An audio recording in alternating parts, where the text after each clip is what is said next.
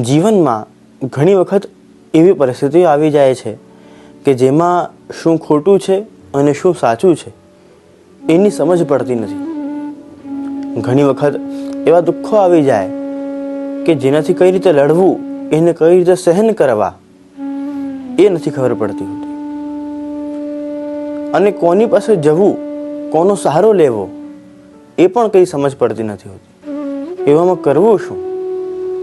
તો શ્રી મહાપ્રભુજીનો એક ખૂબ જ સુંદર ગ્રંથ વિવેક ધૈર્ય આશ્રય નામનો એક ગ્રંથ છે કે જે આ બધા જ પ્રશ્નોના ઉત્તર આપણને આપે છે. તારીખ 19 અને 20 માર્ચ 2026 રોજ ગોકુલ હિન્દુ પુષ્ટિ સંઘ દ્વારા આયોજિત આ ઓનલાઈન સેશનમાં આપણે આ ગ્રંથને સમજીશું કે શ્રી વલ્લભ આવી પરિસ્થિતિઓ માટે શું આજ્ઞા કરે છે. તો આપ બધા એ સેશનમાં જોડાશો.